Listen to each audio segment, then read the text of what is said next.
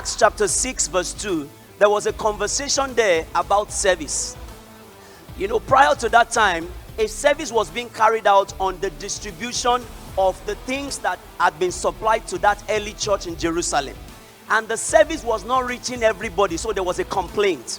By virtue of that complaint, it so happened that some people were not receiving the distribution, and because they were not getting the distribution, they began to, make an uproar.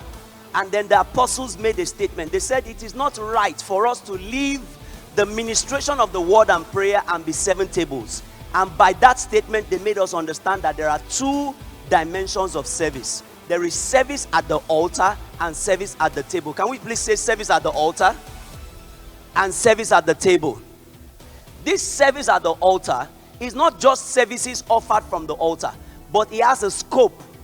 The service at the table has a scope as well. When I say service at the altar, it speaks of the life of service. Service at the table speaks of the business of service. Now, under this business of service, we have things that have to do with how to present your service to God.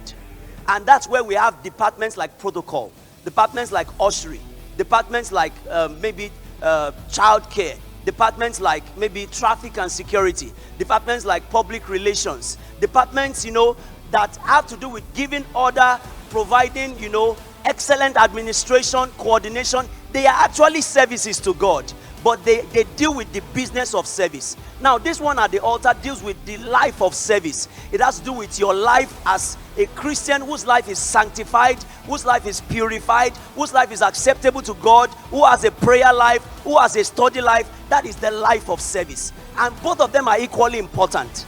But of course, you have an idea of what I'm talking about already. This one has to do with structure. This one has to do with a life.